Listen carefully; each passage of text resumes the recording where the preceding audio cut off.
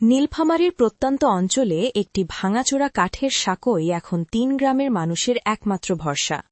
ঝুঁকি নিয়েই প্রতিদিন এই সাঁকো পার হতে হচ্ছে স্কুল শিক্ষার্থী থেকে শুরু করে বৃদ্ধদের। সেতুর ওপারে কেউ অসুস্থ হলে বা অগ্নিকাণ্ডের মতো জরুরি পরিস্থিতিতে সেখানে পৌঁছাতে পারে না কোনো যানবাহন, ফলে চরম ভোগান্তিতে পড়ছেন এলাকাবাসী। বিস্তারিত আপেল বসুনিয়ার রিপোর্টে। আজ আমরা এসেছি নীলফামারী জেলার একটি প্রত্যন্ত এলাকায়। আপনারা যে সাঁকোটি দেখতে পাচ্ছেন, এই সাঁকো দিয়ে প্রায় ৩ গ্রামের হাজারো মানুষের চলাচল ঘটে। আপনারা দেখতে পাচ্ছেন যে এই ঝুঁকিপূর্ণ সাঁকো দিয়েই স্কুল কলেজের ছাত্রছাত্রীরা এই দিক দিয়ে চলাচল করে। আর এই অঞ্চলে বিশেষ করে কেউ অসুস্থ থাকলে তাকে যাতায়াতের খুবই সমস্যা হয়।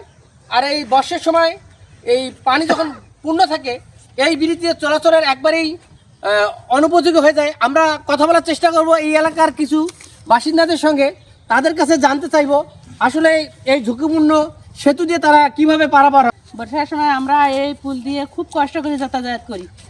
তিন গ্রামের পরিবার নিয়ে এখানে মনে করি ভ্যান গাড়ি যায় না, বর্ষার সময় বাচ্চা কাচ্চা স্কুল যেতে পারে না, খুব কষ্ট করি চলাফেরা করি। আমরা তো এইখানে কোনো লোক যাইতে পারে না, আমরা গ্রামবাসীরাই সংস্কার করেছি। 30টা আমরা দিছি, কিন্তু কেউ নির্বাচনটা গেছি, কেউ দিয়ে চায় না, দেয় না। আমরা আসলে পাড়াপতি 3বার পাড়াপতি ফুলখান দিছি, কাঠের ফুলটাও দিছি, কেউ দিয়ে চায় না। নির্বাচন যাবে বললো তোমার পাড়াপতি সবাই গ্রাম ঘোষিত দাও। এলাকাবাসীর সহায়তায় এই নির্মিত হওয়া ব্রিজটি প্রতি বছরে তাদের চাঁদা কালেকশনের পরে এই ব্রিজটি সংস্কার হয়। এখনও কোনো সরকারি অনুদান বা সরকারিভাবে নির্মিত হয়নি এই ব্রিজ। আশা করি এবার জাতীয় সংসদ নির্বাচনে প্রার্থীদের কাছে এলাকার লোকজন দাবি জানাচ্ছে যে প্রার্থী হয়ে এই নির্বাচনী এলাকায় আসবে, দ্রুত এই ব্রিজটি নির্মাণ করে এলাকার চলাচলের লাঘব সৃষ্টি করবে। আপেল বসুনিয়া, জাগো বাংলা নিউজ, নীলফামারী।